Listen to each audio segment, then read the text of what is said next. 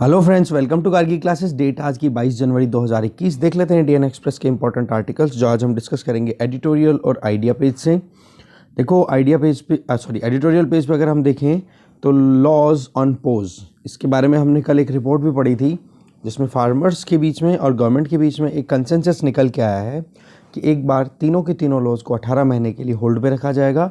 एक committee establish की जाएगी जिसमें गवर्नमेंट के रिप्रेजेंटेटिव्स भी होंगे, फार्मर्स के रिप्रेजेंटेटिव्स भी होंगे। फिर उनकी रिकमेंडेशन बेसिस पे 18 महीने के बाद में जो कुछ भी होगा उसके हिसाब से अमेंडमेंट या फिर जो भी चेंजेस लाने होंगे वो चेंज ला करके फिर आगे फर्दर प्रोसीडिंग्स कर दी जाएगी।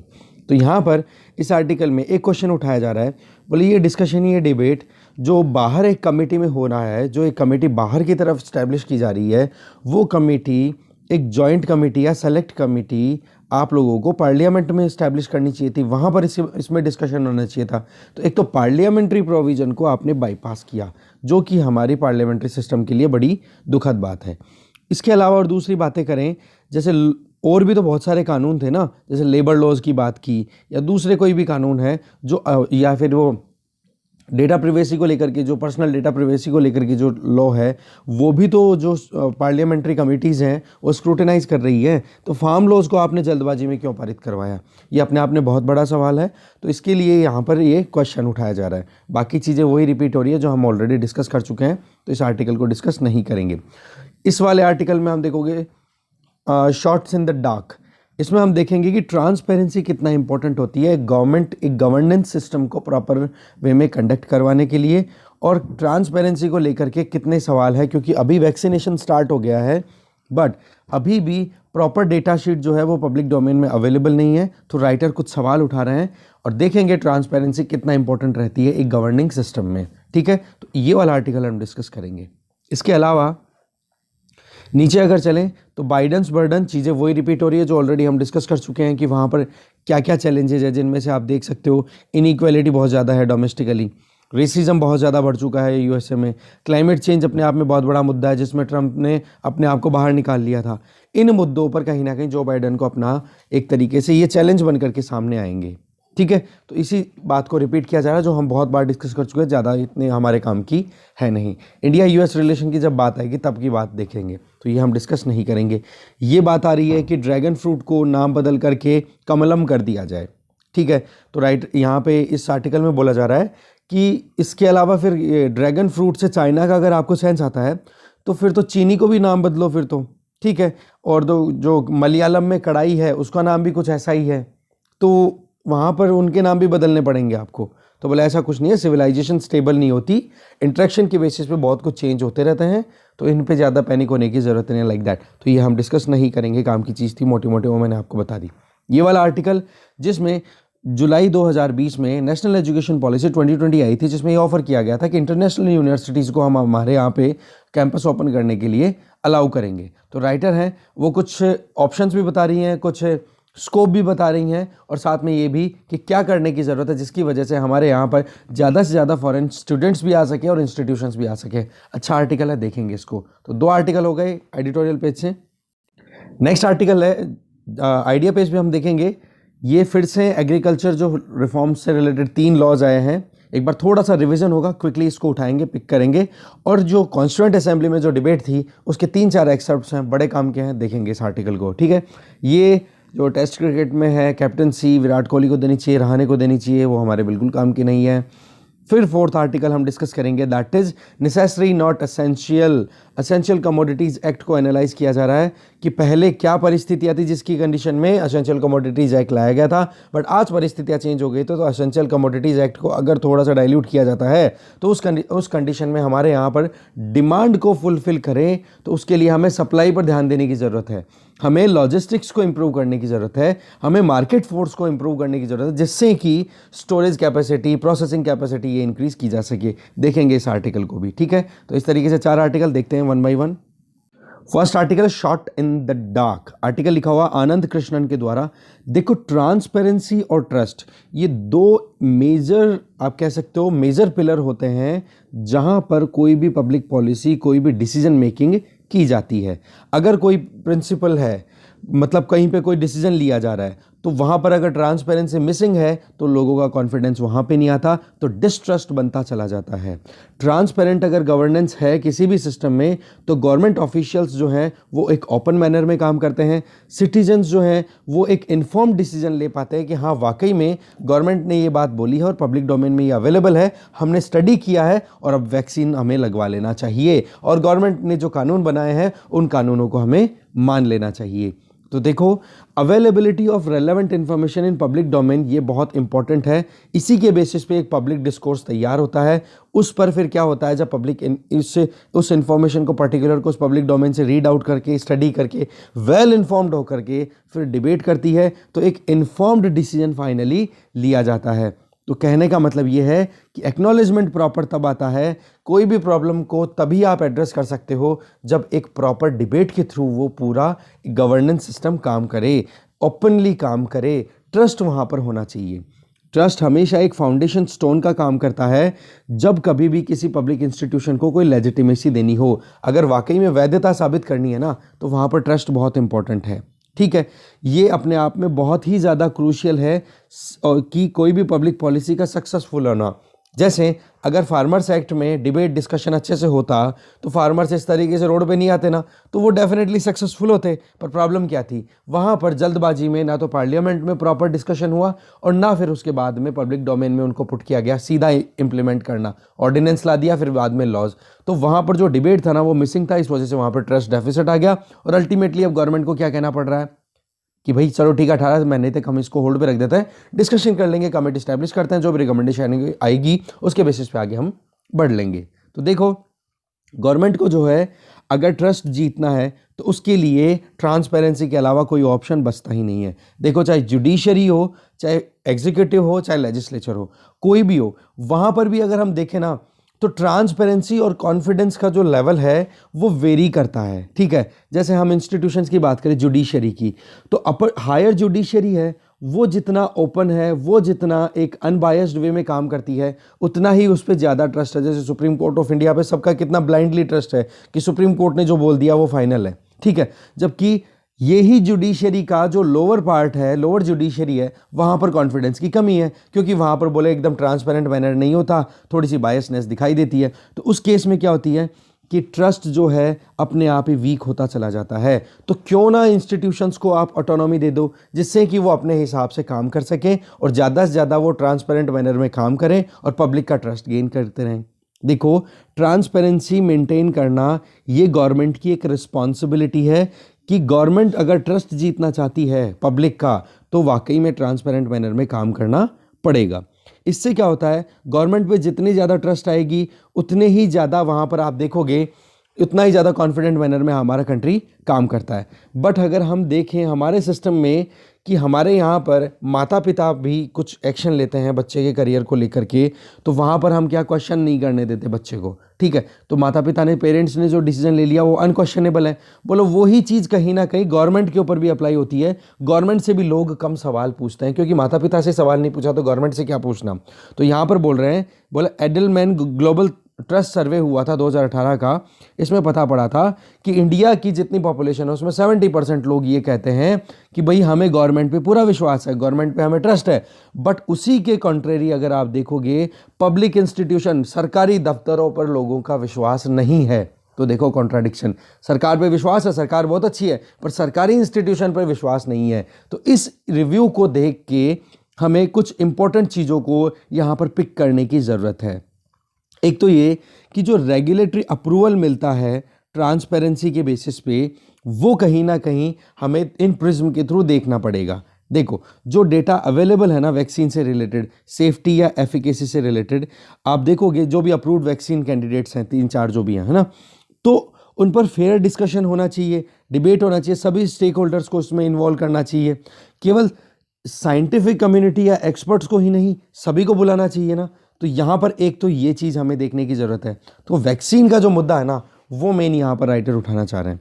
इसके अलावा जो एविडेंसेस अवेलेबल हैं इन वैक्सीन्स को लेकर के, वो अभी तक भी पीयर रिव्यू में नहीं गए। मान लो इस तरह एक बार फाइजर का कोई वैक्सीन है या फिर भारत बायोटेक का जो वैक्सीन है, उसको रिव्यू करने के लिए सीरम इंस्टीट्यूट ऑफ इंडिया में नहीं भेजा, और सीरम इंस्टीट्यूट का जो वैक्सीन है उसको भारत बायोटेक में नहीं भेजा। तो ये पीयर रिव्यू नहीं होगा तो कब तक हमें कमियों का पता नहीं, तब तक हमें कमियों का पता नहीं पड़ेगा।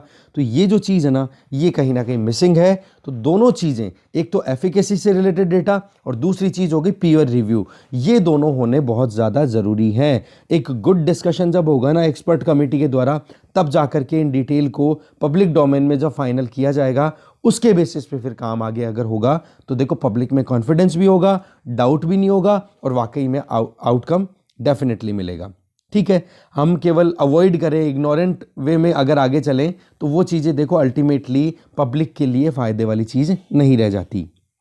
हमें एडिक्वेट प्लेटफॉर्म्स की ज़रूरत है जहाँ पे ओपन डायलॉग हो, जहाँ पर डिबेट आराम से प्रॉपर हो, पब्लिक मैटर्स के बारे में डिस्कशन हो। देखो मीडिया अपने आप में एक अच्छा प्लेटफॉर्म है जहाँ पर बहुत सारी बातचीत होती है। जितना भी जो डिबेट अभी चलता है, जो भी डिस्कशंस होते हैं वो मीडिया में, मीडिया का मतलब हो गया प्रिंट मीडिया भी होगी, इलेक्ट्रॉनिक मीडिया भी होगी, सारे प्लेटफॉर्म्स हो गए। बट जो सबसे इंपॉर्टेंट रोल प्ले कर रहा है ना आजकल, वो है टीवी। अब टीवी में भी कहीं ना कहीं आप देखोगे तो गवर्नमेंट के या तो प्रो या फिर बिल्कुल अगेंस्ट कोई बैलेंस डिस्कशन वहां पर देखने को नहीं मिलता। तो उसकी वजह से भी ट्रस्ट का इरोजन लगातार होता चला जा रहा है। कहने का मतलब मीडिया जहां एक बैलेंसिंग का काम कर सकती है, जहां पर डिस्कशन डिबेट हो सकते हैं, जहां पर कमियां हैं गवर्नमेंट की पॉलिसी में उनको दिखा सके, और जहां पर अच्छाइयाँ उनको हाईलाइट कर सके, वहाँ पर वो भी कहीं ना कहीं ट्रस्ट को इरोड करने में लगातार लगी हुई है। तो मीडिया को यहाँ पर थोड़ा सा अपना रोल और अच्छे से रिव्यू करने की ज़रूरत है। देखो पब्लिक ट्रस्ट है ना, गवर्नमेंट की पॉलिसीज या गवर्नमेंट गाइडलाइंस के लिए कंप्लायंस गेन करना पब्लिक से, वो बहुत इंपॉर्टेंट है। क्योंकि आप क्यों फॉलो करोगे किसी भी पॉलिसी को जब तक आपको कॉन्फिडेंस ही नहीं आएगा उस पर। तो कोविड-19 जो है ना, वहाँ पर भी हमें इसी पर ध्यान देने की ज़रूरत है। कोविड-19 से रिलेटेड जो वैक्सीनेशन प्रोग्राम है वहाँ पर देखो 3-4 इंस्टीट्यूशंस हैं हमारे यहाँ पर। एक तो ICMR, Indian council of medical research, एक है NCDC जिसका नाम है national centre for disease control, और तीसरा आ गया drug control general of India. In institution की अगर हम बात करें तो इन्होंने मतलब एक तरीके से इनकी कैपेसिटी के हिसाब से देखें, इनको अगर स्क्रूटिनाइज किया जाए, अगर अंडर स्क्रूटिनी आते हैं, तो ये स्क्रूटिनाइज किया किसने है पूरा इस वैक्सीनेशन को? साइंटिफिक कम्युनिटी ने। ठीक है, इन पब्लिक इंस्टीट्यूशंस में आप देखोगे पब्लिक का रोल कम होता चला जा रहा है। तो साइंटिफिक कम्युनिटी को वहाँ पर थोड़ा सा ह्यूमैनिटीज़ को ध्यान में रखकर भी आगे चलने की ज़रूरत है। ठीक है, अगर हम आगे चल के देखें तो हमें ये एक्सपीरियंस होगा कि वाकई में इन इंस्टीट्यूशंस ने अपनी जो टास्क थी वो अच्छे से परफॉर्म की या नहीं। क्योंकि अभी तो चलो वैक्सीनेशन शुरू हुआ है, बट वैक्सीनेशन के बाद में हम जब लंबी यात्रा तय कर लेंगे तब पता पड़ेगा कि वैक्सीन ने कितना इफेक्टिवली काम किया है। क्वेश्चन अब यह आ जाता है कि एक तो कॉम्पिटेंस को लेकर के कि वाकई में कंपिटेबल है कि नहीं, कुछ चीज़ें जो आप कर रहे हो, जो ज़रूरत है उसको फुलफिल कर रहे हो कि नहीं। दूसरी, ऑटोनॉमी कितनी प्रोवाइड कर रखी है। ठीक है, देखो पब्लिक ट्रस्ट और ट्रांसपेरेंसी के बारे में रिपीटेडली यही चीज़ आ रही है। ठीक है, तो पॉइंट यहाँ पे आता है, देखो डाउट नहीं होना चाहिए कोई भी सिस्टम में कुछ भी नया किया जा रहा है। ठीक है, फिर से ट्रस्ट, ट्रांसपेरेंसी गवर्नमेंट के डिसीजन को इन्फ्लुएंस करता है। अब आप देखो कि ये डिसीजन लेना है वो पॉलिटिकल पॉइंट ऑफ व्यू से लिया जा रहा है या कॉमर्शियल पॉइंट ऑफ व्यू से। जैसे कि हमने देखा था ना एक आर्टिकल कि इन वैक्सीन डेवलपर जो ये कंपनियां हैं या फिर जो भी डेवलपिंग इंस्टीट्यूशंस हैं, इनमें एक होड़ सी लगी है कि मार्केट कौन कैप्चर करता है जल्दी से। तो यहाँ पर प्राइस रेगुलेशन की बात की थी हमने, बोले एक ऐसी अथॉरिटी को एस्टैब्लिश करने की ज़रूरत है। ठीक है, ओपेकनेस नहीं होनी चाहिए, कॉस्ट ऑफ द वैक्सीनेशन को भी ले लो, एफिकेसी ऑफ द वैक्सीनेशन को भी ले लो। तो इन सारे मैटर्स को हम केवल नेशनलिस्ट पॉइंट ऑफ व्यू से नहीं देख सकते, पब्लिक पॉइंट ऑफ व्यू से देखने की ज़रूरत है। ठीक है, कोविड-19 पेंडेमिक ने देख सकते हो कितना ज़्यादा अपने लिए एक ओपन स्पेस किया है।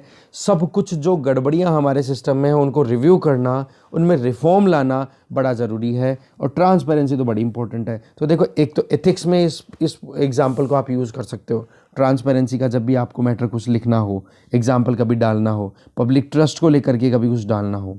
ठीक है, इसके अलावा जो गवर्नेंस वाला मैटर है उसमें भी ट्रांसपेरेंसी, मतलब GS पेपर 2 का भी हो गया। और तीसरा हो गया GS पेपर 3, जहाँ पर आप मेडिकल हेल्थ और इसके बारे में स्टडी करते हो, तो वहाँ पर भी कंटेंट इसके बारे में डाल, साइंस एंड टेक्नोलॉजी कि बोला एविडेंसेस डालने चाहिए, साइंस के पास में इतना कुछ है, तो फिर वो ट्रांसपेरेंट मैनर में क्यों नहीं काम करते हैं। ठीक है, तो वो चीज़ें से कहीं ना कहीं पुट करने की ज़रूरत है। अकाउंटेबिलिटी फिक्स करने की ज़रूरत है जो भी गवर्निंग इंस्टीट्यूशंस है, और हेल्थ का जब मैटर आ जाए तो अभी हमें इस चीज़ पर बड़ा ध्यान देने की ज़रूरत है। हमारे पास में थ्योरेटिकल फ्रेमवर्क्स तो बहुत हैं, बट हमें उनको ऑपरेशनलाइजेशन में लाना पड़ेगा, उनको एक्चुअल में इम्प्लीमेंट करने की ज़रूरत है। हमने AR से रिपोर्ट आप पढ़ते हो, AR से 2, ठीक है, तो वो रिपोर्ट थ्योरेटिकली रिकमेंड की हुई है कि किस तरीके से गवर्निंग सिस्टम को काम करना चाहिए, बट पता पड़ता है कि इम्प्लीमेंटेशन में कुछ हो ही नहीं रहा है। ठीक है, चलते हैं नेक्स्ट आर्टिकल पे। नेक्स्ट आर्टिकल है आफ्टर द ऑफर लेटर। ये आर्टिकल लिखा हुआ अनामिका। देखो, नेशनल एजुकेशन पॉलिसी 2020 इंडिपेंडेंस के बाद में इस तरीके का ये चौथा एक तरीके का रोल आउट था जो कि जुलाई 2020 में हुआ, जिसमें आप देखोगे बहुत सारे डिस्कशन हो रहे हैं हायर एजुकेशन को लेके, स्कूल एजुकेशन को लेके कि किस तरीके से हम हमारे एजुकेशन लेवल को अपलिफ्ट कर सकते हैं। और इसमें सबसे मोस्ट चैलेंजिंग एस्पेक्ट क्या रहा था, वो ये कि जिन मुद्दों पर डिस्कशन डिबेट हो गया, अब उनको इम्प्लीमेंट कैसे किया जाए। शुरुआती एजुकेशन पॉलिसीज 1968, 1986 को रिवाइज किया गया था 1992 में। तो देखो, उनके पास में, उस डॉक्यूमेंट के पास में एक क्लियर विजन था, बट वो फेल हो गई। क्यों? क्योंकि उनके पास में इम्प्लीमेंटेशन नहीं हो पाया। मतलब बातचीत तो बड़ी अच्छी की गई, जब बात आई एग्जीक्यूशन की तो एग्जीक्यूशन प्रॉपर नहीं हो पाया। तो वो कहीं ना कहीं उनका जो रिजल्ट, जो यील्ड मिलनी चाहिए थी, जो उपज मिलनी चाहिए थी उनके बाद में, वो हमें नहीं मिल पाई। देखो, अभी करंट जो पॉलिसी आई है, इसके बहुत सारे प्रोविजंस हैं जहां पर हायर एजुकेशन में क्वालिटी को इंप्रूव करने की बात की गई है। पहली बार इंटरनेशनलाइजेशन करने की बात की गई है कि हायर एजुकेशन सिस्टम में भी हम इंटरनेशनल यूनिवर्सिटीज़ को हमारे यहाँ पर बुलाएं। तो इसमें हमारा टारगेट क्या है कि जो वर्ल्ड क्लास यूनिवर्सिटीज़ हैं, टॉप 100 यूनिवर्सिटीज़ में जो रैंकिंग आती है, उनमें टॉप 100 यूनिवर्सिटीज़ में से हमारे यहाँ पर उनको कैंपस ओपन करने का मौका दिया जाए, और उनको हम बोलेंगे IBC। इनका मतलब इंटरनेशनल ब्रांच कैंपसेस इंडिया में खोला जाएगा। तो यहाँ पर एक अजम्पशन क्या है कि ज़्यादा से ज़्यादा रिसर्च होगी हमारे यहाँ पर इंटरनेशनल स्टैंडर्ड्स को ध्यान में रखते हुए, और टीचिंग भी हमारे यहाँ पर स्टैंडर्ड की होगी जो कि इंटरनेशनल लेवल पे compete कर पाए। तो यहाँ पर सबसे बड़ी बात क्या आ जाती है कि कितनी मोबिलिटी है उन इंस्टीट्यूशंस की कि वो अपने नेटिव प्लेस से छोड़ करके, जैसे ऑक्सफोर्ड यूनिवर्सिटी की बात करें, वो ब्रिटेन से हमारे यहाँ पर कितना मूव कर पाती है। दूसरा, इन इंस्टीट्यूशंस को यहाँ पे लाना है, इसकी वजह क्या है, जो इंडियन स्टूडेंट्स हैं वो जो ब्रेन ड्रेन वाला इशू है ना, उसको रोकना, कि हमारा यहाँ पर जो स्किलफुल एक इंडिविजुअल है वो देश को छोड़ करके बाहर चला जाता है और हमारे देश की ग्रोथ में वो पार्टिसिपेट नहीं कर पाता। तो यहाँ पर एक तो ये है कि बिगेस्ट चैलेंज क्या निकल के आ सकता है कि ये जो यूनिवर्सिटीज़ है ना, इनका इंक्लिनेशन क्या रहेगा अगर वो इंडिया में कैंपस खोलते हैं। इस तरीके की यूनिवर्सिटीज़ जो हैं वो अपनी खुद की पॉलिसीज़ भी बनाती हैं, मतलब इनको ऑटोनॉमी की ज़रूरत है। ऐसा नहीं कि स्टेट यहाँ पे डायरेक्शन दे और फिर उनको फॉलो करना पड़े, ऐसा नहीं होना चाहिए। एट द सेम टाइम, इसी समय पे अगर हम देखें तो यूनिवर्सिटीज़ जो है ना, वो ग्लोबल बनने में बहुत साल लगाती हैं, और साल लगाने से पहले वो अपनी खुद की इंस्टीट्यूशनल मोबिलिटी को भी ध्यान में रखती है कि हाँ, वाकई में हमें कौन से देश में जा कर के हमारा कैंपस खोलना चाहिए। देखो, अगर हायर एजुकेशन का इंटरनेशनलाइजेशन होता है ना, तो इंडिया के हमारे, नहीं कि अभी ये पहली बार होगा, जैसे IITs है ना, उन इंस्टीट्यूशंस में बहुत फॉरेन यूनिवर्सिटी के एक्सपर्ट्स आते हैं, कोलैबोरेशन होता है इनका। सेंट्रल यूनिवर्सिटी में भी अगर रिसर्च का वर्क होता है, तो नॉलेज ट्रांसफ़र एक्टिविटीज़ तो हमारे ऑलरेडी चल रही है, ऐसा नहीं है कि नहीं है। पर हाँ, और इसके अलावा कोलैबोरेशन की बात करें कि जो मतलब बाहर के जो लोग हैं, या फिर जो लोग इंडिया के नेटिव हैं और जाकर के बाहर सेटल हो गए, दूसरी यूनिवर्सिटी, बड़ी यूनिवर्सिटीज़ में पार्टिसिपेट कर रहे हैं, तो बोलो उनको दोबारा से हमारे यहाँ बुलाया जाए और उनके ज्ञान का फ़ायदा उठाया जाए। तो ऐसे करके गवर्नमेंट ने स्कीम भी चलाई है, जिनमें एक तो है ज्ञान, एक है स्पार्क। इनके बारे में आप जरूर प्रीलिम्स पॉइंट ऑफ व्यू से देख लेना, ठीक है। ये दोनों के दोनों हायर एजुकेशन सिस्टम में हायर एजुकेशन को इम्प्रूव करने के लिए एक्सपर्ट्स को इंडिया में बुलाना और उनके नॉलेज का फ़ायदा उठाना, ये है, ठीक है। उनकी विजडम से हम हमारे यहाँ पर एजुकेशन सिस्टम को और इम्प्रूव कर सके, जिसमें एकेडमिक और रिसर्च लेवल का जो काम है वो बढ़ सके कोलैबोरेशन के बेसिस पे। तो कहने का मतलब यही चीज़ हम IBCs के थ्रू भी फैसिलिटेट करना चाह रहे हैं। तो इस तरीके के पोटेंशियल को अगर हमें एक्सप्लोर करना है, इंटरनेशनल यूनिवर्सिटीज़ की ब्रांचेस को हमें यहाँ पर ओपन करना है, तो हमें इन यूनिवर्सिटीज़ के इंटरेस्ट को थोड़ा सा समझने की ज़रूरत है, ठीक है।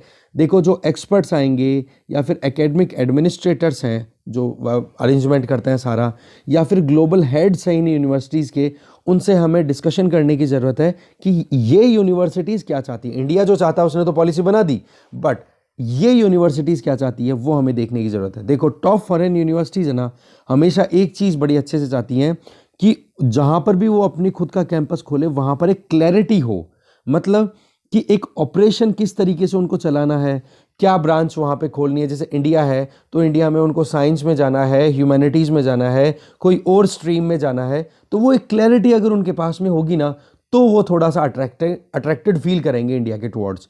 इसी के साथ साथ में ये जो यूनिवर्सिटीज़ है ना, ये स्टेट स्पॉन्सर्ड इंफ्रास्ट्रक्चर के बिल्कुल खिलाफ जाती है। इनको चाहिए बिल्कुल ऑटोनॉमी कि हम हमारे हिसाब से हमारा इंफ्रास्ट्रक्चर डेवलप करें, हमारे हिसाब से हमारे जो मैनुअल पावर है या फिर जो भी ब्रेन कैपिटल है उनके पास में, वो हमारे हिसाब से हम रिक्रूट करें। जैसे कि दुबई नॉलेज हब खोला गया दुबई में, तो बोलो उसमें तो केवल और केवल प्रॉफिट मेकिंग का काम किया गया, तो उन चीज़ों से कहीं ना कहीं ये थोड़ा दूर जाने की कोशिश करती हैं। हाँ ये बात ठीक है, ये यूनिवर्सिटीज़ यहाँ पे आएंगी तो एक तो हो जाएगी इनकी ऑटोनॉमी, और दूसरी हो जाएगी इनकी कि देखो ये पैसा कमाने के लिए ही आएंगी, क्योंकि प्राइवेट तौर पे ही तो आएंगी ना वहाँ से यूनिवर्सिटी अगर यहाँ पे कैंपस खोलेंगी। तो आप यहाँ पर ये ना डर लगे आपको कि इंडिया से पैसा कमा करके और फिर वो अपने देश में लेकर के जाएंगे, क्योंकि पेरेंट यूनिवर्सिटी तो फॉर एग्जाम्पल यूएसए यूके में है, ठीक है। तो इंडिया में अगर वो कैंपस खोलेंगे तो यहाँ से तो पैसा रेमिट करके वापस जाएगा ही ना इंडिया से बाहर। तो उस चीज़ के लिए आप पहले से प्रिपेयर रहो, ऐसा नहीं कि आप ये पैसा जा रहा है तो इसमें चिंता में आ जाओ, ठीक है। तो उसके लिए एक बैलेंस बनाने की ज़रूरत है, एक वायबल मॉडल बनाने की ज़रूरत है। की इश्यूज़ क्या आ जाते हैं जब इंटरनेशनलाइजेशन ऑफ हायर एजुकेशन किया जाए तो वहाँ पर कि कौन से सब्जेक्ट या किस पर्टिकुलर स्ट्रीम में रिसर्च ज़्यादा होने की ज़रूरत है, क्योंकि सोशल साइंस और ह्यूमैनिटीज़ तो थोड़ा सा कम रिम्यूनरेटिव हो जाती हैं। वहाँ पर आप देखते हो मटीरियलिस्टिक काम कम होता है, तो इसलिए यहाँ पर पैसा भी कम मिलता है। तो इस पर्टिकुलर सेगमेंट में तो लगता नहीं कि ज़्यादा कुछ इन्वेस्टमेंट आएगा, या दूसरी जो एजुकेशन इंस्टीट्यूशन है वो हमारे यहाँ पर इन्वेस्ट करेंगी। हाँ साइंस एंड टेक्नोलॉजी में सारा मटेरियल का काम होता है, तो वहाँ पर फंडिंग थोड़ी एक्स्ट्रा हो जाती है। तो थोड़ा सा वहाँ पर एक बैलेंस बनाने की ज़रूरत है कि ह्यूमैनिटीज़ में भी किस तरीके से हमारे यहाँ पर एक्सपर्ट्स या फिर बिजनेस ओरिएंटेड स्कूल्स को यहाँ पर लाया जा सके, ठीक है। फॉरेन इंस्टीट्यूशंस हैं वो डिमांड करेंगी क्या कि भाई हम हमारे कैरिकुलम को खुद डेवलप करें, फ्रेमिंग भी खुद करें, उसके लिए ऑटोनॉमी दें, ठीक है। इन इंस्टीट्यूशंस की डेली बेसिस पे जो फंक्शनिंग है उसमें गवर्नमेंट का इंटरवेंशन नहीं चाहिए उनको अपना खुद का कैरिकुलम अपने हिसाब से। ऐसा नहीं कि वो इंडस्ट्रीज़ आ रही हैं बार बार में अपने हिसाब से, एजुकेशन इंडस्ट्री हब बन गया है तो उसकी वजह से इंडस्ट्रीज़ बार बार अपना इंटरवेंशन करें, वो भी इनको एक्सेप्टेड नहीं है। ओवरऑल ऑटोनॉमी चाहिए, इंडिपेंडेंस चाहिए, फ्रीडम चाहिए, ठीक है। दूसरा अपने ब्रांड के हिसाब से ये फिर काम करती हैं। तो इस तरीके से अगर हम इन फॉरेन यूनिवर्सिटीज़ को इनके रिक्वायरमेंट के अकॉर्डिंग माहौल देंगे तब जा करके ये अट्रैक्टेड फील करेंगी और जब जा करके हमारे यहाँ पर आएंगी। देखो वैसे तो गवर्नमेंट ऑफ इंडिया ने ऑलरेडी बहुत सारे स्कॉलरशिप प्रोग्राम चला रखे हैं जिससे कि इंटरनेशनल या फॉरेन स्टूडेंट्स को हमारे यहाँ पर बुलाया जाए, जिससे कि वो यहाँ पर आएँ, पढ़ें और उनको स्कॉलरशिप, जैसे अफ्रीकन स्टूडेंट्स जो यहाँ पे आते हैं। दूसरा, ये इंस्टीट्यूशंस इस चीज़ को लेकर भी मतलब ज़्यादा अनकंफर्टेबल नहीं है इस बात को लेकर के कि इंडिया में जो सोशल इंक्लूजन है, जैसे रिजर्वेशन वाला पॉइंट यहाँ पे हम बोल सकते हैं एक बार कि जो डाउन ट्रोडन सेक्शन है, बैकवर्ड क्लासेस के जो लोग हैं, उनको कहीं ना कहीं मौका दिया जाए कि इन इंस्टीट्यूशन में पढ़ करके वो अपने आप को और अपलिफ्ट कर सके। तो इस तरीके के प्रोविज़न के ये अगेंस्ट में जाने के बिल्कुल तैयार नहीं है, ये एक्सेप्ट कर रही हैं उस चीज़ को, बट चाहिए क्या इनको चाहिए ऑटोनॉमी। तो इस तरीके के एस्पेक्ट्स को अगर हम देखें, इंटरनेशनलाइजेशन ऑफ हायर एजुकेशन के अलग अलग सेगमेंट्स को अगर हम देखें तो फॉरेन स्टूडेंट्स का इनफ्लो भी हमारे यहाँ पर हो जाएगा। इंडिया में इस तरीके के प्रोग्राम 2018 अप्रैल से शुरू कर रखे हैं जहाँ पे वहाँ पर जेनरस बहुत अच्छे तरीके से स्कॉलरशिप दी जा रही है। इसी तरीके से ये जो नई यूनिवर्सिटीज़ आएंगी तो ये और एनकरेज करेंगी कि जिससे कि बाहर के स्टूडेंट हमारे यहाँ पर आएँ और ज़्यादा से ज़्यादा आप देखोगे इंडिया फिर से एक विश्व गुरु का जो टारगेट है ना अल्टीमेटली कि हमारे यहाँ पर लोग आके पढ़ें, वो चीज़ हम अचीव कर सकते हैं।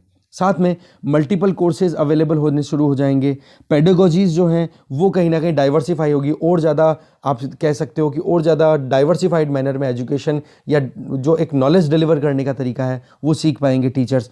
साथ में बाहर की यूनिवर्सिटीज़ हमारे यहाँ पर आएंगी तो हमारे यहाँ की जो यूनिवर्सिटीज़ है वो भी कंपटीशन में आएंगी, वो भी थोड़ा सा इंप्रूव करेंगे अपने आप को, तो वही चीज़ है, फिर आत्मनिर्भरता भी आनी शुरू हो जाएगी। साथ में कल्चरल कैपिटल है उसको भी एक एसेट की तरह ट्रीट किया जाएगा। ठीक है, तो कहने का मतलब यही आ रहा है कि जो इंटरनेशनली ये जो higher education, internationalisation of higher education की हम बात कर रहे हैं ना, जिस क्वेस्ट पे अब हम चल रहे हैं, तो वहाँ पर स्टूडेंट्स की मोबिलिटी पर भी ध्यान देने की ज़रूरत है। तो स्कॉलर्स को भी हमें मोबाइल करने की ज़रूरत है कि जो बाहर गए हुए हैं उनको वापस आने के लिए हमें अट्रैक्ट करना ज़रूरी है। ठीक है, इंटरनेशनल स्टैंडर्ड्स को हमें मेंटेन करने की ज़रूरत है, जिसके बेसिस पे ये आईबीसी जो है वो यहाँ पर सर्वाइव कर सकें, अट्रैक्टेड फील करें, खुद को एक्सप्लोर करें यहाँ पर, और एक्सपीरियंस बेसिस पे इंडियन एजुकेशन और कल्चर को और ज़्यादा एम्पावर करें, एनहेंस करें। ठीक है, देखते हैं नेक्स्ट आर्टिकल को। Next article super middle man, Dushyant Dave के द्वारा लिखा हुआ आर्टिकल है कि कॉन्स्टिट्यूशन हमारे यहाँ पर आप देख सकते हो फंडामेंटल डॉक्यूमेंट है, और बी आर अम्बेडकर जो कि ड्राफ्टिंग कमेटी के हेड थे, उन्होंने सितंबर 17 को 1949 को ये कहा था कि देखो डॉक्यूमेंट तो बना दिया हमें, पर एक जब देश को अगर हमें चलाना है तो 3 मेन पिलर हमारे यहाँ पर रहेंगे, एक तो है लेजिस्लेचर, एक है एग्जीक्यूटिव, एक है जुडिशरी, पर इन तीनों के बीच में चेक एंड बैलेंस कंटिन्यू बना रहना चाहिए। अगर एक पर भी लिमिट नहीं लगी तो वो पर्टिकुलर ऑर्गन जो है वो अपनी दादागिरी लगाना शुरू करेगा और दूसरों को दबाना शुरू कर देगा, मतलब टायरनी एंड ऑपरेशन आना शुरू हो जाएगा, और उससे अल्टीमेटली क्या होगा, केओस, अशांति आ जाएगी। तो यही चीज़ यहाँ पर कोट करते हुए बढ़ते हैं कि 3 कानून लाए गए सरकार के द्वारा। ठीक है, इन 3 कानूनों में से एक तो आपको पता है प्राइस एश्योरेंस से रिलेटेड है, एक एपीएमसी मंडीज को बाईपास करने का तरीका है, और एक एसेंशियल कमोडिटीज एक्ट को डाइल्यूट करने का तरीका है। बोले ये तीनों एक्ट पार्लियामेंट ने एनेक्ट किए, और आप देखोगे इस तीनों एक्ट की वजह से कहीं ना कहीं केओस आ गए। अब इनको एग्जामिन कर रहे हैं कॉन्स्टिट्यूशन पॉइंट ऑफ व्यू से। सुप्रीम कोर्ट ने एक केस है जिसका नाम है ITC limited versus agriculture produce और मार्केटिंग कमेटी 2002। तो ये कहा था कि कॉन्स्टिट्यूशन ने बिल्कुल क्लियरली ये कहा है कि स्टेट लेजिस्लेचर जो है ना वो ही एग्रीकल्चर से रिलेटेड मतलब कानून बना सकती है।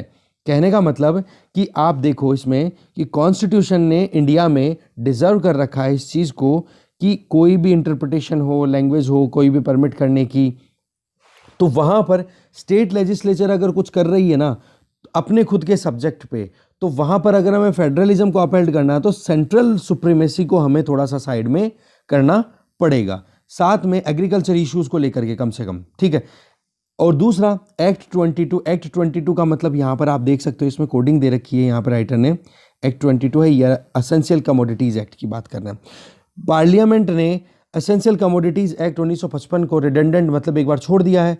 तो यहाँ पर सेंट्रल और स्टेट गवर्नमेंट जो है वो अब सप्लाई चेन में कोई कंट्रोलिंग नहीं करेगी। हाँ, कुछ एक्सेप्शनल सर्कमस्टांसेस आ जाएंगी जिनके बारे में हमने ऑलरेडी देखा कि अगर फैमिन आ गया, नेशनल इमरजेंसी आ गई, या कोई इस तरीके का आ गया कि प्राइस राइज जो है वो 2 गुना या 2 गुना से भी ज़्यादा प्राइस राइज हो गया, तो उस केस में गवर्नमेंट जो है वो स्टॉक होल्डिंग को रोकने की कोशिश करेगी।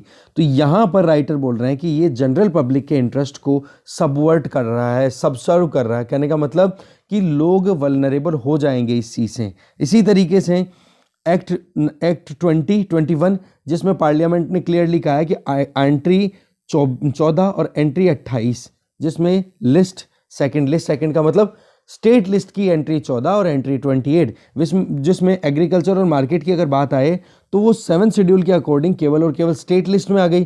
तो इसके ऊपर कानून बनाने का एक्सक्लूसिव ये मैटर किसका है, स्टेट गवर्नमेंट का है, ना कि सेंट्रल गवर्नमेंट का। तो सेंट्रल गवर्नमेंट ने ब्रीच किया, करिए हमने कॉन्स्टिट्यूशनल प्रोविजन ऑलरेडी डिस्कस कर लिए हैं, बट हमारा यहाँ पर पॉइंट क्या है, हमारा ये कि कॉन्स्टिट्यूशन में डिबेट क्या था। फिर देखो एक एक्सपर्ट थे हमारे जो टीटी कृष्णामचारी जी, उन्होंने ये कहा, वो जो भी वो मेंबर थे ड्राफ्टिंग कमेटी के, तो उन्होंने ये बोला था जब एग्रीकल्चर को लेकर की बात आई, बोला एग्रीकल्चर बहुत वास्ट फील्ड है, इसको अगर हमें रेगुलेट करना है तो सेंट्रल गवर्नमेंट के द्वारा इसके ऊपर कानून नहीं बनना चाहिए, इसको तो बिल्कुल फ्री छोड़ना चाहिए, क्योंकि इस पर बहुत लोगों की लाइवलीहुड डिपेंड करती है। तो इनके अगेंस्ट में सिबन लाल सक्सेना, उन्होंने ये कहा कि क्यों ना फिर आप देखो एग्रीकल्चर इतना बड़ा है तो रेवेन्यू का एक सोर्स बन सकता है, तो इंडियन गवर्नमेंट को, सेंट्रल गवर्नमेंट को ही टेक ओवर कर लेना चाहिए एग्रीकल्चर को। बट कृष्णामचारी जी ने इस चीज़ को बिल्कुल अपोज किया कि बोला एग्रीकल्चर जो है उसको हमें एक्सेप्ट करने की ज़रूरत नहीं है सेंट्रली, इसको तो ऑटोनॉमस वे में स्टेट्स के हाथ में छोड़ देना चाहिए। ऐसे ही ब्रिजेश्वर प्रसाद ने, उन्होंने भी यही आर्ग्यूमेंट कहा कि एग्रीकल्चर एक वाइटल सब्जेक्ट है, और इसको फिर से एक वही बात आ गई कि सेंट्रल गवर्नमेंट के हाथ में रहना चाहिए। तो कृष्णामचारी जी ने वही बात कही कि देखो ये अपने आप में बहुत बड़ा सेक्टर है और इसमें प्रॉब्लम भी बहुत सारी हैं, और वास्ट प्रॉब्लम को अगर सेंटर होल्ड करने की कोशिश करेगा तो उस प्रॉब्लम में कोई सोल्यूशन नहीं निकल पाएगा। तो अल्टीमेटली पॉइंट क्या आ गया कि बोला एग्रीकल्चर जो है वो स्टेट गवर्नमेंट के हाथ में होना चाहिए, स्टेट गवर्नमेंट ही उसमें रेगुलेशन करे तो ठीक रहेगा। दो फार्म लॉज की यहाँ पर बात कर रहे हैं जो बड़े क्लियरली बोल रहे हैं कि जहाँ पर फार्मर जो है वो आप देख सकते हो फार्मर्स और ट्रेडर्स के साथ में बातचीत होगी क्लियरली, मतलब एक तो एपीएमसी मंडीज के बाहर और एक उनको जो रेम्यूनरेटिव प्राइस मिलनी चाहिए उसके लिए जो कानून बनाए गए हैं, ठीक है। तो वहाँ पर फार्मर जो है वो सीधा डील करेंगे किसके साथ में, मार्केट के साथ में। तो यहाँ पर एक केस आ रहा है MCVS Arunachala Nadar etcetera versus state of Madras and others, जिसमें सुप्रीम कोर्ट ने ये कहा था कल्टीवेटर जो है ना वो बहुत ज़्यादा हैंडीकैप्ड होता है। किस केस में, एक तो वो इलिटरेट होता है, वो बहुत इग्नोरेंट होते हैं, वो जल्दी से किसी चीज़ पे ध्यान नहीं देते हैं, मार्केट की प्राइस क्या चल रही है उसको उनके पास में इतना नॉलेज नहीं होता है। तो उस केस में ये जो मीडिएटर्स जो आ जाते हैं, छोटे मीडिएटर्स, वो क्या करते हैं, इनके लिए अपने हिसाब से मतलब प्राइस के बारे में इनको नॉलेज देते हैं जो कल्टीवेटर होता है, और फिर बाद में कल्टीवेटर अपने हिसाब से जो सूटेबल मीडिएटर लगता है उसके थ्रू अपना मार्केट में माल बेच देता है। तो उस केस में अगर हम इन पुअर कल्टीवेटर्स को जो कि इलिटरेट हैं इनको अगर मार्केट फोर्स के सामने फ्री छोड़ देंगे तो वो कहीं ना कहीं घाटे का सौदा हो जाएगा, ये कहीं ना कहीं लॉस इंकर कर लेंगे। नए फार्म लॉज जो आए हैं उनमें आप देखोगे कल्टीवेटर जो है वो कहीं ना कहीं फ्री मार्केट की मर्जी पे रह जाएंगे कि मार्केट में क्या चल रहा है, मार्केट में जो कुछ भी होगा उस हिसाब से हो जाएगा। तो इसको कहीं ना कहीं ठीक करने की ज़रूरत है, ठीक है। न तो उनको देखो स्टैंडर्ड के बारे में पता है, ना प्राइसेस के बारे में पता है, ना उनको ये पता है कि किस टाइम पर जा करके माल बेचना चाहिए कि हाँ प्राइस अभी ज़्यादा चल रही है कम चल रही है।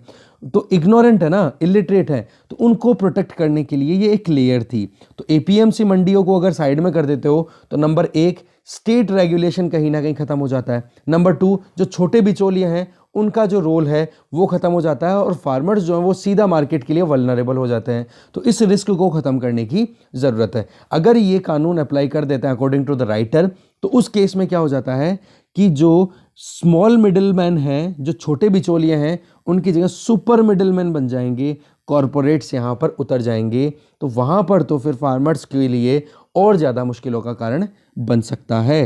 तो यहाँ पर ज़रूरी क्या है कि कॉमन गुड्स को ध्यान में रखते हुए फिर सर्व करने की ज़रूरत है एग्रीकल्चर सेक्टर को। देखो हमारा जो डायरेक्टिव प्रिंसिपल है, एक डायरेक्टिव प्रिंसिपल जिसमें ये है कि एक इस मतलब फार्म लॉज जो है ना वो इस तरीके से बनाए जाए जिससे कि जो कॉमन गुड्स हैं वो हर एक इंडिविजुअल को अवेलेबल हो, कम से कम उनको जो डाउन ट्रोडन सेक्शंस हैं, ठीक है। तो उस चीज़ के लिए अगर हमें देखना है तो प्राइस भी कम होनी चाहिए, ये तो होनी चाहिए कंज्यूमर के हिसाब से, और दूसरा अगर आप देखो फार्मर्स हैं तो उनको प्राइस रिम्यूनरेटिव मिलनी चाहिए। तो उसमें एक बैलेंस बनाने की ज़रूरत है। तो फार्मर्स के से को अपहेल्ड करने की यहाँ पे बात की जा रही है, ठीक है। बाकी तो पॉलिटिकल पॉइंट है, ये बिल्कुल भी काम का नहीं है हमारा। मेन चीज़ें थी वो हमने देखी। तो ये तो हो गया कि फार्म लॉज के अगेंस्ट में। अब प्रो की तरफ चलते हैं। नेक्स्ट आर्टिकल है नेसेसरी नॉट एसेंशियल, विवेक देबरॉय इनके द्वारा ये आर्टिकल लिखा हुआ है। देखो इकोनॉमी और जो हम देखें टाइम, ये टाइम मतलब इकोनॉमी जो है टाइम के साथ में चेंज होती रहती है, फिक्स नहीं रहती। अगर हम हिस्टोरिकल लेगेसी को ही अप्लाई करने की कोशिश करते रहेंगे, आज अगर कोविड-19 बीमारी फैली है और उसमें हम पोलियो में जो हमारा एक्सपीरियंस है वो एज इट इज़ अप्लाई कर देंगे तो वो कितना इन्फीरियर रिस्पॉन्स होगा। वही चीज़ यहाँ पर राइटर बोल रहे हैं कि एयर कॉरपोरेशन एक्ट आया था 1953 में, उसको रिपील कर लिया था 1994 में, क्योंकि 1990s में हमने एलपीजी स्टार्ट कर दी थी और इसके बाद में इंडियन एयरलाइंस और एयर इंडिया इनको डीरेगुलेट करना शुरू कर दिया था गवर्नमेंट ने। इसी तरीके से आप देखोगे असेंशियल कमोडिटीज़ एक्ट आया था 1955 में। तो इसी तरीके से अब आज किस केस में आया था 1955 में, जब हम लड़ाई में उलझे हुए थे। उस टाइम पे वर्ल्ड वॉर ख़त्म हुआ ही था। उस टाइम पर बहुत सारे ऐसे मुद्दे थे कि हमें वहाँ पर फूड सिक्योरिटी इंश्योर करना बहुत ज़्यादा ज़रूरी थी, प्राइस राइज ज़्यादा ना हो जाए, उस चीज़ को कंट्रोल करने की ज़रूरत थी। उस केस में अगर एसेंशियल कमोडिटीज़ एक्ट आया तो आज क्या वो की वो सिचुएशन है, आज तो हम फूड डेफिसिट से फूड सरप्लस कंट्री में कन्वर्ट हो गए हैं। अगर 1939 में डिफेंस ऑफ इंडिया एक्ट आया था, उसकी वजह क्या थी? वर्ल्ड वॉर थी। अगर वही एक्ट अगर कंटिन्यू चलता रहेगा तो उसकी रेलेवेंस क्या है? आज कौन सा वर्ल्ड वॉर चल रहा है? तो उसको रिपील किया गया था ना। तो अगर असेंशियल कमोडिटीज एक्ट को अगर रिपील किया जाता है तो उसमें फिर दोहराए क्यों? क्यों फिर यहाँ पर कंफ्यूजन? ठीक है, ऑर्डिनेंस लाया गया था। देखो, अगर फूड की या असेंशियल सप्लाई की बात करें, 1946 में essential supplies temporary power act. अब इसमें यहाँ पर राइटर बोल रहे हैं कि ये प्रोविजन देखो असेंशियल सप्लाईज को लेकर के टेम्परेरी बोला गया ना, इसका मतलब कुछ टाइम के लिए। फिर उसके बाद में हमारे कॉन्स्टिट्यूशन में आर्टिकल 269 के अंडर में, ये बहुत अच्छा प्रोविजन है, ध्यान से सुनना आप, कि हमारे कॉन्स्टिट्यूशन के आर्टिकल 269 के अंडर में यूनियन गवर्नमेंट को पावर दे दी गई थी कि वो स्टेट लिस्ट के ऊपर कानून बना सकते हैं। कब तक? जब तक 5 साल कंप्लीट ना हो जाए। तो कब हुआ था हमारा कॉन्स्टिट्यूशन लागू? 1950। और 1950 से असेंशियल कमोडिटीज एक्ट कब आई? 1955। क्योंकि एग्रीकल्चर किस में था? स्टेट लिस्ट में। और स्टेट लिस्ट के ऊपर कानून बनाया किसने? गवर्नमेंट ने, सेंट्रल गवर्नमेंट ने। कब बनाया? 5 साल के अंदर अंदर। तो वो जो चीज़ है वो कब बनाई गई थी? उस टाइम पे कितनी प्रॉब्लम का हम सामना कर रहे थे। तो 1955 के टाइम पे, तो 1955 के टाइम पे कानून बना था। इसके अलावा एंट्री 33 जो कि कॉन्करेंट लिस्ट में है, ठीक है, उसके बेसिस पे एसेंशियल कमोडिटीज एक्ट है, वो स्टैच्यूट बुक में फिर एंटर हो गया कि हाँ, कॉन्करेंट लिस्ट में जो एसेंशियल कमोडिटीज का मैटर है वो हम देख सकते हैं एंट्री 33 के पॉइंट ऑफ व्यू से। तो चलो ठीक है, लॉ बना दिया, उसको हम कंटिन्यू कर सकते हैं। तो यहाँ पर राइटर बोल रहे हैं कि एक एग्जाम्पल मैं देता हूँ कि फुटवियर्स हैं, फॉर एग्जाम्पल फुटवियर्स, जूते, ठीक है, या फिर जो चप्पलें पहनते हो, वो लाइफ में हमारे लिए बहुत इंपॉर्टेंट है, इंडिस्पेंसिबल पार्ट है। तो उसको एक बार एसेंशियल हम बना सकते हैं कि चलो ठीक है, सबके पास में जूते अवेलेबल हो जाएं। तो अब आज तो कितना सारा कॉमर्शियली देख सकते हैं, कितना ट्रेड होता है, कितने ब्रांड हैं, लोकल है, ब्रांडेड है, इंटरनेशनल ब्रांड है, प्रोडक्शन करता है ना। तो फुटवियर्स को आपने क्यों नहीं रेगुलेट किया? क्यों नहीं आपने एसेंशियल कमोडिटी एक्ट में रखा? ऑटोमेटिकली मार्केट उसको स्टेबलाइज कर रहा है ना। 1973 में प्लानिंग कमीशन ने committee on essential commodities and article of mass consumption एक स्टैब्लिश किया था, एक कमेटी 1973 में। और उन्होंने ये बड़ी लिस्ट बताई थी कि ये जो पर्टिकुलर्स हैं इनको हम एसेंशियल कंसिडर करेंगे, ठीक है। इवन जूतों को भी इस तरीके से बना दिया था, जनता शूज़। जनता शूज़ चप्पल मतलब कि पब्लिक के लिए जूते बनाए जाएंगे और वो अवेलेबल कराए जाएंगे। इसी तरीके से कपड़े के लिए, फुटवियर्स के लिए, सोप्स के लिए, डिटर्जेंट्स के लिए, मतलब हर चीज़ के लिए आप देखोगे एक national cooperative consumer federation establish कर दिया गया था। और उसके बेसिस पे एक वेल रेगुलेटेड मैनर में ये सारी एसेंशियल कमोडिटी सप्लाई की गई थी। फिर टाइम बीतता है, प्लानिंग कमीशन ने एक और एसेंशियल कमोडिटीज़ को रिव्यू करने का एक शुरुआत की और पता पड़ा कि एक बड़ी सी लिस्ट का फिर से इन्वॉल्वमेंट कर दिया कि ये भी कहीं ना कहीं एसेंशियल कमोडिटी एक्ट में डाल देना चाहिए, जिससे कि जनता को सस्ते में और रेगुलेटेड मैनर में अवेलेबल कराया जा सके। अब देख लो, एलपीजी भी है, एल्यूमिनियम भी है, आयरन भी है, क्या नहीं बचा, सब कुछ आ गया। तो इस तरीके से राइटर बोल रहे हैं, बोला एसेंशियल कमोडिटीज़ एक्ट का सेक्शन 2 उसमें डेफिनेशन दी हुई है। बोला एसेंशियल का मतलब क्या है? इसका मतलब ये हो गया कि जो चीज़ ज़रूरत की है वो अपने आप में एक्सियोमेटिकली, मतलब स्वतः सिद्ध होकर के ऑटोमेटिकली एसेंशियल बन गया। फिर हमारे यहाँ पर लिबरलाइजेशन आता है 1990 में, ठीक है। तो लिबरलाइजेशन के पहले लगभग यूनियन गवर्नमेंट ने 80 ऐसे ऑर्डर्स डिक्लेयर किए थे और 150 ऑर्डर्स डिक्लेयर किए गए थे डिफरेंट स्टेट गवर्नमेंट्स के द्वारा। तो जिसके बेसिस पे बहुत सारे आइटम्स को एसेंशियल डिक्लेयर कर दिया गया उसी सेक्शन 2 के अंडर में। और आप देख सकते हो लिस्ट कितनी बड़ी है, पढ़ते पढ़ते एक बार तो आपकी जीभ सूख जाएगी। तो इसमें आप देखोगे अल्टीमेटली क्या कर दिया गया था? लाइसेंसिंग कर दी गई थी कि भाई ये एसेंशियल का मतलब हो गया कि इनको कोई भी फ्रीली मतलब प्रोड्यूस नहीं कर सकता, फ्रीली कंज्यूम नहीं कर सकता, या कोई स्टॉकिंग नहीं कर सकता, राइट। तो उस केस में क्या हो गया? लाइसेंसिंग आ गई, कंजम्पशन नहीं, खैर प्रोडक्शन इस पे। तो सेक्शन 2 में जो सर्कमस्टांसेज है वो क्या है कि 6 महीने का एक टाइम पीरियड था उसके अंदर, ठीक है, कि मान लो अभी कोई वेरिएशन वॉलेटिलिटी आ रही है तो 6 महीने तक उसको एसेंशियल कंसिडर किया जा सकता है। फिर प्रोग्रेसिव टाइटनिंग की बात करें, जैसे धीरे धीरे टाइम बीता और ये लगातार ज़्यादा से ज़्यादा आप देख सकते हो अलग अलग मटेरियल या अलग अलग जो पर्टिकुलर्स थे उन पर सब पर एसेंशियल कमोडिटीज़ एक्ट के अंडर में एसेंशियल बना करके उनको रेगुलेट करना शुरू कर दिया ना।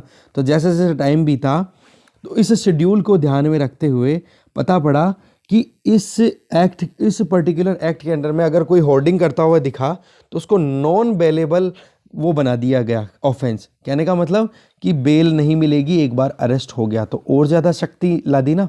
तो 1974 से लेकर के देखो उस टाइम पे हमारे यहाँ पर बहुत ज़्यादा क्लोज इकोनॉमी हो चुकी थी हमारी, ठीक है, हर चीज़ में लाइसेंसिंग हो चुकी थी। और जो अमेंडमेंट लाया गया था 1974 में, उसमें क्या कहा था कि कोई भी होर्डर है, कोई भी ब्लैक मार्केटर है, उसको अगर पकड़ा गया तो उस बंदे को नॉन बेलेबल ऑफेंस के तौर पे जेल में डाल दिया जाएगा। समझ गए। फिर आप देखोगे एसेंशियल कमोडिटीज़ एक्ट का स्पेशल प्रोविज़न आया था 1981 में। 1980s के टाइम पे आप देखोगे prevention of black marketing and maintenance of supply and essential commodities act, ये भी आया था। तो पॉइंट क्या निकल के आ रहा है, हर एक चीज़ में स्टॉकिंग होर्डिंग इनको रोकने का काम कर दिया। अब राइटर थोड़ा अपनी तरफ से पॉइंट रख रहे हैं कि ज़माना अब क्या चल रहा है। ये तो हमने बात की थी 1990 से पहले की, लिबरलिज्म से पहले की। अब आओ, होर्डिंग बेसिकली हम जानते हैं कि एक नेगेटिव न्यूएंस है, नेगेटिव मतलब आता है इसमें। बट होर्ड का काम क्या है, वो प्राइस वॉलेटिलिटी को कंट्रोल करने का काम करता नहीं। मान लो आज अगर ऑनियंस का प्रोडक्शन बहुत ज़्यादा हो गया मार्केट में और अचानक से प्राइस कोलैप्स हो गई, 2 रुपए किलो प्याज बिक रहे हैं और होर्डर है उसने देखा रहे यार प्याज तो बहुत सस्ता है, तो वहाँ से अगर वो मार्केट से अगर ये उठा लेता है प्याज को और मान लो अपने खुद के इकट्ठा कर लेता है कोल्ड स्टोरेज में, तो 2 रुपए में इसने इकट्ठा किया तो प्राइस ऑटोमेटिकली पता पड़ी कि राइज होकर के ₹10 किलो तक पहुंच गई। तो जो किसान है उसको फायदा हुआ कि नहीं इससे। दूसरा, प्राइस भी इतनी ज़्यादा राइज होगी नहीं क्योंकि सप्लाई बहुत ज़्यादा है। अब दूसरा ऑपोजिट केस करो, अब मान लो मार्केट में ऑनियन की आ गई शॉर्टेज और उस टाइम पे प्राइस चल रही है लगभग ₹30 किलो। अब जो होर्डर है जिसने होर्डिंग की थी जब सप्लाई ज़्यादा थी, अब वो अपनी होर्डिंग की हुई जो स्टॉक है उसको मार्केट में उतारेगा और पता पड़ा कि प्राइस डाउन होकर के ₹20 किलो आ गई, तो इससे कंज्यूमर को फ़ायदा हुआ कि नहीं। तो ये चीज़ यहाँ पर हाईलाइट करना चाह रहे हैं राइटर। एक तो ये कि होर्डिंग बड़ा नेगेटिव वर्ड है, इसको थोड़ा सा समझने की ज़रूरत है। ऐसे ही ब्लैक मार्केटिंग है ना, ये तो नेगेटिव न्यूएंस लेकर के ही आता है। ब्लैक मार्केटिंग अलग चीज़ होती है, बट ब्लैक मार्केटिंग की नौबत कब आती है जी, ये बताओ आप तो। जब मार्केट में सप्लाई की कमी होती है। अगर मार्केट में सप्लाई प्रॉपर बनी रहेगी तो कौन ब्लैक मार्केटिंग करेगा, किसी को मौका ही नहीं मिलेगा ब्लैक मार्केट करने का। बस वही चीज़ है। तो यहाँ पर जो प्रॉब्लम है वो ये है कि पहले जो लाइसेंसिंग का जो मुद्दा था ना 1973 में जो लिया गया था प्लानिंग कमीशन के द्वारा, उसमें और आज के टाइम में बहुत टाइम डिफरेंस है। पहले सप्लाई भी कम हुआ करती थी इसलिए ब्लैक मार्केटिंग या होर्डिंग होती थी तो प्राइस राइज बहुत ज़्यादा हो सकता था।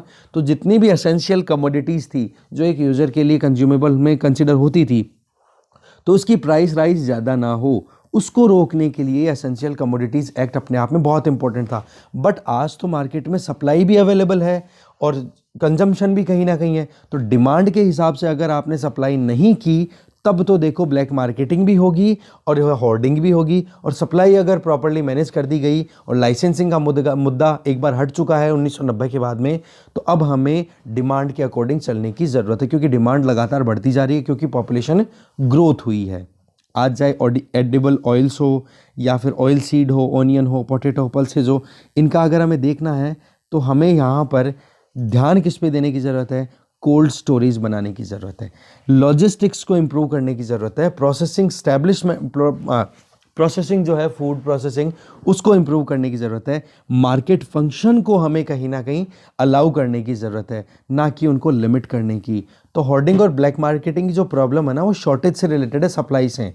ध्यान रखना, एक्सेस में अगर आ रही है तो कोई ब्लैक मार्केट, ना तो ब्लैक मार्केटिंग का स्कोप मिलेगा और अगर होर्डिंग भी करेगा तो वहाँ पर किसानों को रेम्यूनरेटिव प्राइस मिलेगी और प्राइस वॉलेटिलिटी की, कभी तो ₹2 किलो प्याज बिक रहा है, कभी ₹30 किलो, तो ये जो ₹28 का डिफरेंस है ना, इसको रिड्यूस किया जा सकता है अगर आपने स्टॉकिंग अलाउ कर दी। प्रॉब्लम क्या आ रही है, स्टोरेज की और प्रोसेसिंग की, मार्केट फंक्शन को हमें अलाउ करने की ज़रूरत है। ठीक है, डिस्कशन यही खत्म है। Thank you very much.